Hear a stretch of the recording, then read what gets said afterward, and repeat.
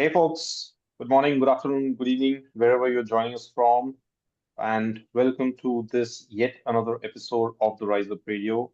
And this is the third session we have with Katie Greenwood, and this is a very special session. So, Katie, welcome to this podcast. Thanks for having me back. I appreciate it. Right. So, folks, with Katie so far, we've had two sessions. In the first one, we saw, how to create an overarching learning and development strategy. In the second one, we went deeper into creating a leadership development strategy. And today, we are gonna talk about a very important topic, which is, stakeholders and ROI in any learning program. Right, Katie? Isn't it really important? Absolutely. I think this is the most critical one to dive into because this is going to really show how sticky, L&D can be for actual business results. So I'm excited to dive in with you on this conversation. Absolutely. I think in the previous two sessions, I've always been alluding to the fact that, stakeholders are important. You need to engage with them, you need to show value. And today, folks, it's going to be all about stakeholders and how do you showcase that value, right? How do you Yes. talk about the business impact of learning programs so that they're non-fluffy as we talk about it? All right, so we can jump right into it. And Katie, before we talk about the numbers, right? And we are going to talk a lot about numbers in this session. Let's first talk about the stakeholders that are, critical to any L&D initiative. And Absolutely. Let's do it. not only who they are, but I would love to know what their motivations are, what stage should we bring them in, right? And why are they important to the entire process for learning and development? Absolutely. It's a great question. It's so important to talk about because collaboration is going to be key, right? If you're looking to have a program with your team members, it's about all the people that are driving them. You don't want to do it from a bubble, right? So I think, for us to really align our L&D initiatives, we don't want to just check a box. We want to figure out who are the most critical people. And your first group you want to talk about and connect with is your C-suite. All right. Mhm. These are the folks that are going to be constantly thinking about how are we achieving the big picture? How are we achieving our goals? It's about growth, it's about innovation, but you're going to want to really connect with bringing them in on early. You want to talk about that during the planning, making sure Mhm. that you have priorities in check because number one, they're going to fund and give you the money to be Right. able to have this. So making sure that they're in first is super critical. You then want to think about your managers of the team members that you are going to be training in this program. Your Mhm. managers really are looking to build stronger, more productive teams. Yeah. They really need to make sure that not only are they supporting their goals and making sure their team members are skilled enough to be able to do this, but they want to really be able to support your folks not only during but after the program so that they can apply what they're learning and really connect with their engagement so that they can see the value. Mhm. And very important, include your employees in this process. They're going to be the ones who benefit most from this as our end user. We were talking last time about our customer. They are our customers. We need to help them see the benefits of how are they going to grow their careers, how they are going to improve their skills, and most of all, we need their feedback and so that we can also gain feedback to improve their experience as we're partners with them along the way.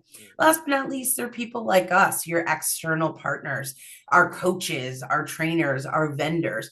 They're going to Mhm. be bringing expert knowledge and resources to the table. So don't be afraid to tap in and help, kind of, as we talked about last time, think about the end Yeah. in mind so that we can help you provide the high quality tools and Right. training and design and delivery that's going to really have that biggest impact for all of us. Right. Now, Yeah. when you have four types of stakeholders, right? Let's forget the external stakeholders for a moment, right? But when you talk Yeah. of the internal stakeholders also, there's so many different directions that you have, right? And different stakeholders would have different priorities, and people would want to pull, priorities towards them. Hey, I want this, I want that. How do you balance as an L&D leader? How do you balance these conflicting priorities? Well, conflict is normal, right? I think part of conflict is you have to say, is it positive conflict? Is it negative conflict? And number one, it starts with clear communication. You got to focus on clear goals. What's uniting everyone? Listening is really key. So that way you can start to understand upfront what is it that is driving the business impact. And I Mhm. love using data for this to really sit down and say, okay, where are our win-win solutions so that we can make sure it all connects, right? Not only are we communicating, but we're communicating really transparently in order for us to also stay flexible, and really ensure that we're hitting those outcomes that we need. Right. And in the last session when we spoke, right, we discussed that learning and development and building a business case and building everything around it, it's actually a selling process. You have your buyers, you have your users, and you have your influencers, right? How do you actually sell an L&D initiative to executives? It's important that we tie each of the goals to a KPI or, something that's really going to move the needle. So thinking about how will it boost revenue? How will it cut turnover? How will it improve really performance as we're going through? Mm. You want to really use data to show real outcomes, because once you keep your pitch focused, because that's really what it is as we're Yeah. selling, we want to be able to align it to the company strategy.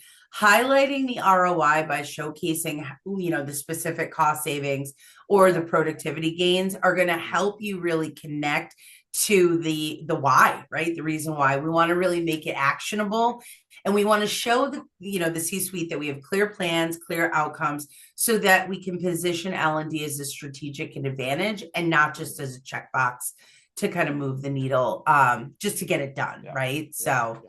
yeah, I, really I, I, showing that data and connecting the dots are going to be very, very important. I see what you're saying. So basically, we went to the executives, we presented our business case, we connected everything, and they wrote a check, right? Now comes, the managers, the department heads. They need to champion the learning initiatives, isn't it? So Absolutely. We need to what do you do? connect with our managers. These are the folks that are going to be key to making learning succeed. They're going to drive employee engagement. Okay. Mm, They're the first front line that are going to connect those employees. So you want to show how this program specifically is going to boost the team's success mm, and make it easy for them with tools like whatever we need a manager to do. Have a checklist, have a connect, make it really simple. We want to involve them early for their input, so it's mm. not just some pie in the sky program, but we want to also recognize Yeah. how each of the things that we're going to be teaching in there will impact the performance. Mm. When managers are invested early and consistently, employees will follow their lead and they're going to show up, and that's really what we need them to do, is really be engaged throughout it. If not, again, it becomes a checklist activity. Absolutely. And you know what? This is what my experience has been that, for employees who are the users or consumers of these programs, typically, it becomes a checklist activity most of the times if they don't see or if their managers are pushing or if the L&D teams are pushing, right? How do you how do you make them, excited about these programs? How do you say, hey, you know what? I'm really excited to get this learning program for myself. We need to actually talk to employees about their goals, right? Hmm, What is it that they're trying to achieve? And that could be through KPIs, that could be through smart goal, small goals, but also larger goals. We hmm, need to really help them be involved in their career. How is it yeah. going to help them grow and advance and also simplify their work?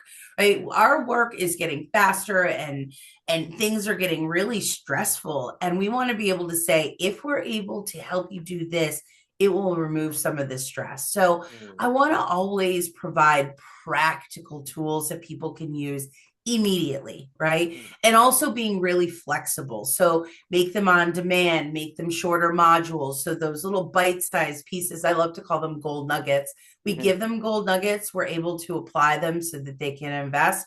and then they can go along their way. We want to share their success stories too, so that we can show real impact and also motivate others to participate. So if we keep it clear and useful, then they're going to see it's worth their time. And then they're going to also tell their friends, come on back, this is worth it. And that's what we need to do for really sustainability when it comes to training. Yeah, yeah. So in essence, if I were to summarize, our chat so far, right, whichever stakeholder we are talking about, we just need to answer what's in it for me, right? If Yes. you're talking about what do they care about, what are their metrics, what is moving their needle, if you're answering that, you basically have them in your court, isn't it, Katie? Absolutely. I always call it WWIIFM. What's in it for me? It's the radio station that we need to dial into each person. If Yeah, people are actually curious to want to stay on that yeah. station, it has to be about them. So you nailed it. Absolutely. Awesome. Well, you know what? We are going to get into numbers now, right? Okay. And so before we get into numbers, I think it's really important to talk about something called metrics and Mhm. KPIs, right? I've seen a lot of times organizations or L&D teams track two types of metrics typically, right? One I like to call vanity metrics, and the other I like to call the metrics that actually move the needle, right?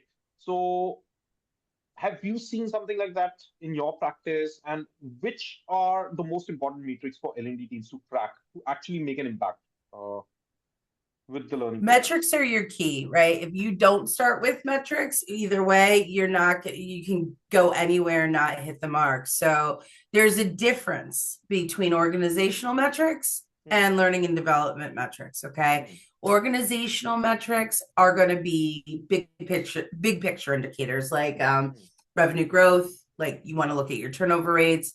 What are your employee engagement scores looking at? These hmm, are going to measure the overall health and success of the company, hmm, where learning and development metrics, on the other hand, are more focused on the impact of your learning objectives. And they're going to include completion rates, hmm, okay, knowledge retention.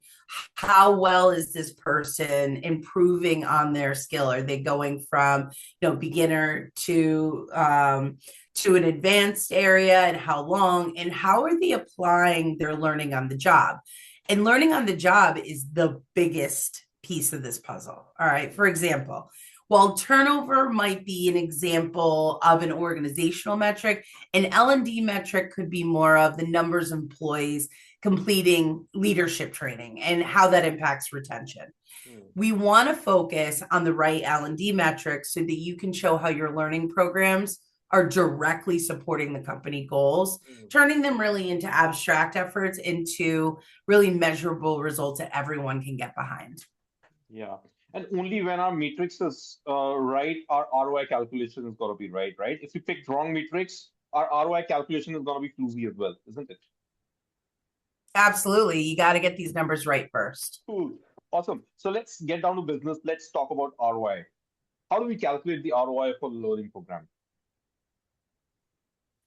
Well, let's do that. I mean, I love the fact that when you and I connected first, you're a consultant you've been a consultant for your whole practice, for your whole Yeah. career. So I'd be really curious, how do you calculate the ROI of any of your programs? Right. So, see, ROI typically looks a very scary concept initially, right? It Mhm. might sound complicated, but it's actually pretty simple and straightforward, right? There are two or three basic moving parts in any ROI calculation, right? First and foremost is basically the benefits that you're going to draw out of this program or any program, right? And the other side of is how much are you investing to generate that benefit, right? So ROI is a basic, simple calculation that helps you understand what are the net benefits that we are driving out of this program, net of the cost that we are investing or using to invest in this particular program. So this is a very simple formula that we use for ROI calculation of any program, which is the total benefits on one side, and you subtract the cost. That's basically your numerator. And on the denominator, you have the cost, which is basically taking what X of your cost are you generating as benefits, right? You multiply that with 100, and there you go, right? That's primarily Mhm. how an ROI calculation looks like.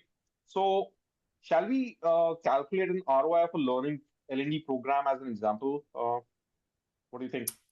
Yeah, no, I think that's super critical. So let me share with you a company I worked with recently. We implemented a new manager training program.